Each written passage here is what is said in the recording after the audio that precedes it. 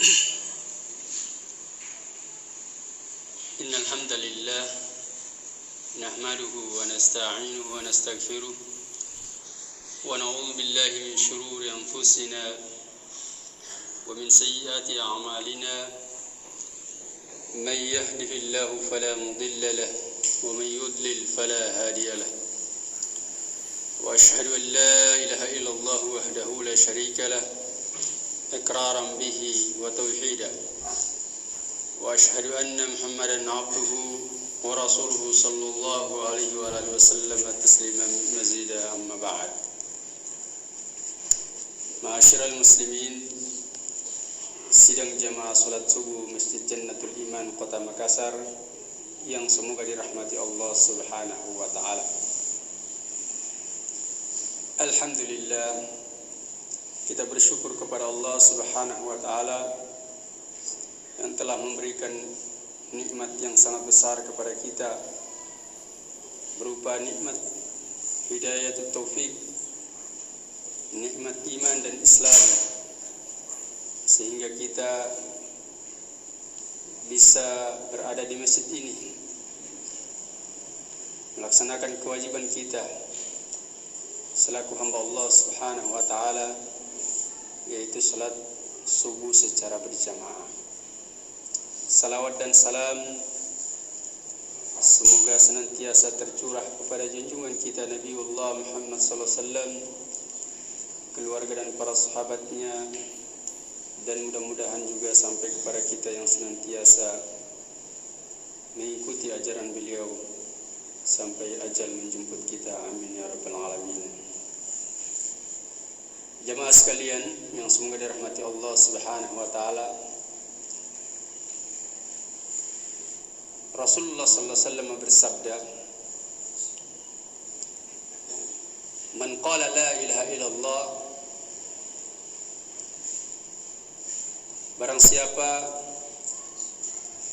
yang berkata, yang mengucapkan la ilaha illallah, wa yakfuru bima yu'badu min dunillah, dan mengkafiri, mengingkari segala sesuatu yang disembah selain Allah Subhanahu wa taala, haruma maluhu wa damuhu wa hisabuhu 'ala Allah Subhanahu wa taala.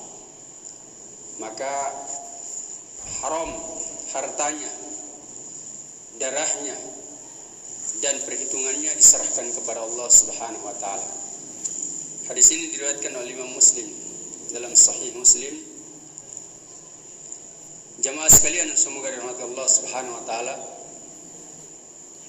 dalam hadis yang mulia ini Nabi kita Muhammad sallallahu alaihi wasallam menjelaskan kepada kita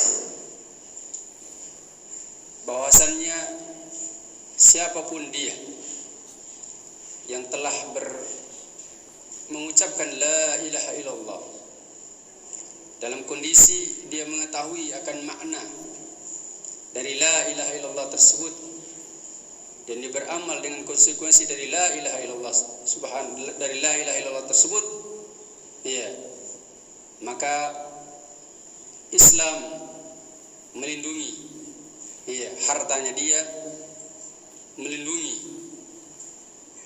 darahnya dia.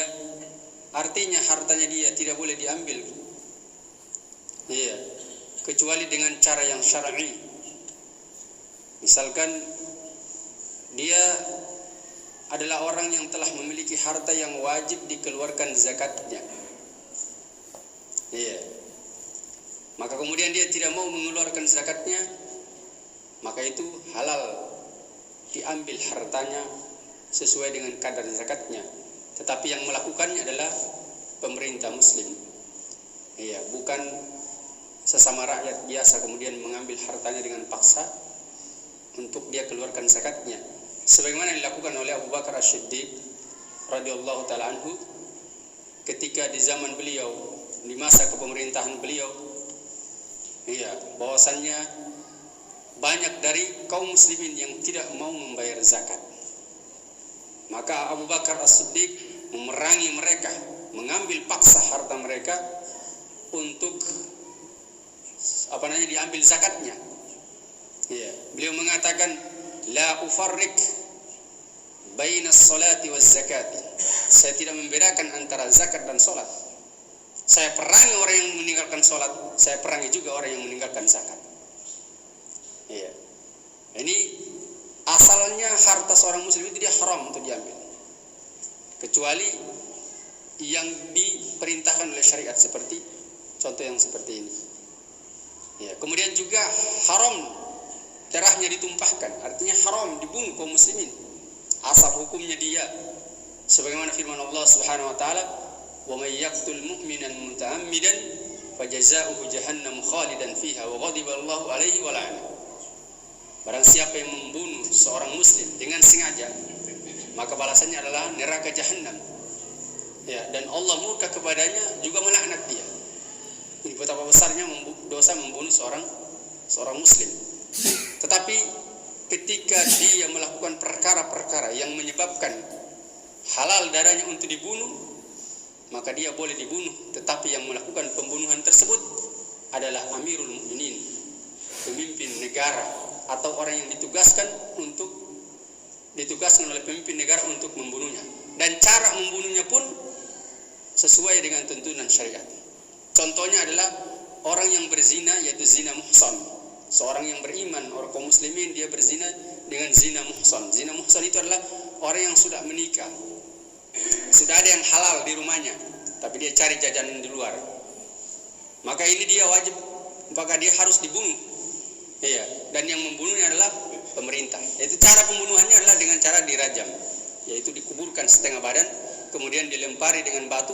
Batunya tidak terlalu besar dan juga tidak terlalu kecil. Iya, sampai dia meninggal dilempari dengan batu.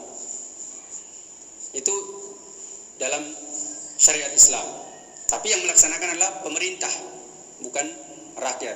Nanti kalau lihat, wah, ini orang berzina ini, sudah ada istri dia di rumah, pergi di tempat pelacuran, tangkap dia. Iya, kemudian bunuh, dirajam. Kemudian yang ternyata yang melakukannya adalah rakyat biasa. Nah, ini tidak boleh. Ya, tidak masuk di dalam hadis ini. Dia tetap kembali kepada asal hukum membunuh dia adalah haram. Atau dia adalah orang yang membunuh. Iya, dia membunuh kaum muslimin dengan sengaja. Maka hukuman bagi dia adalah dibunuh juga, yaitu dipenggal kepalanya, dan yang melakukan pembunuhan adalah pemerintah. Iya. Dan semua ini harus dengan bukti-bukti yang syar'i. Orang yang dituduh berzina harus didatangkan 4 orang saksi yang adil, yang melihat dengan mata kepalanya, dia melihat kemaluan laki-laki tersebut masuk ke dalam kemaluan wanita tersebut. Dengan mata kepalanya dilihat, bukan pakai video apa semua dan seterusnya. Kalau pakai video bisa diedit-edit. Iya, itu tidak syar'i. Yang memang betul-betul dia lihat dengan mata kepalanya, dan 4 orang dari kalangan laki-laki yang dari kalangan kaum mukminin yang bertakwa kepada Allah Subhanahu wa taala yang menjadi saksi, maka dia dilakukan. Kalau tidak seperti itu tidak bisa diterapkan. Iya. Demikian juga yang membunuh. Iya, harus ada persaksian, harus ada saksi-saksi yang melihat dia membunuh. Ya. Maka jamaah sekalian semua rahmat Allah Subhanahu wa taala. Jadi seseorang yang dia sudah mengucapkan la ilaha illallah dan dia mengingkari dalam keadaan dia mengetahui makna la ilaha illallah dan beramal dengan konsekuensi la ilaha illallah, itu konsekuensinya adalah yaitu meninggalkan segala sesuatu yang disembah selain Allah Subhanahu wa taala. Maka orang yang seperti ini dia dilindungi harta dan darahnya, kemudian urusannya dia diserahkan kepada Allah Subhanahu wa taala. Iya. Artinya apa? Dia adalah saudara kita, berlaku syariat Islam terhadap dirinya, berlaku hak-hak seorang muslim kepada dirinya. Maka dia tidak boleh dihukumi kecuali dengan apa yang nampak dari dirinya. Ya. Kemudian jemaah sekalian, ada beberapa faidah yang bisa dipetik dari hadis yang mulia ini. Faidah yang pertama adalah fadlul Islam, keutamaan akan Islam. Dari sisi Islam itu melindungi harta dan darah kaum muslimin. Ya.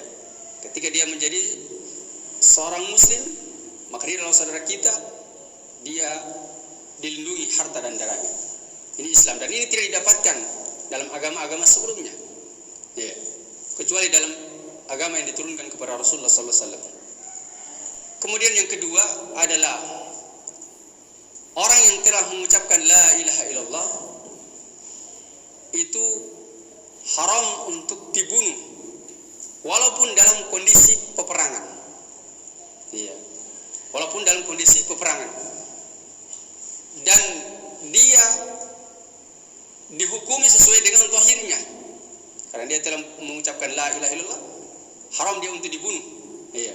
Adapun dia munafik atau tidak, itu bukan urusan kita. Kecuali kita punya bukti yang syar'i, kita mendengar langsung dia ternyata berbicara dengan orang kafir dan saya cuma pura-pura tadi. Kalau tidak saya dibunuh seterusnya. Itu ada bukti berarti dia tidak benar dia mengucapkan la ilaha illallah. Jadi walaupun dalam kondisi peperangan, ketika misalkan kita dalam perang, berjihad di jalan Allah, menghadapi orang kafir, ketika tiba-tiba ada musuh dari kalangan orang kafir yang terpojok misalkan, sudah tidak ada tempat lari, sudah mau kita tebas dengan pedang, langsung dibilang la ilaha illallah, tidak boleh dibunuh, tidak jadi.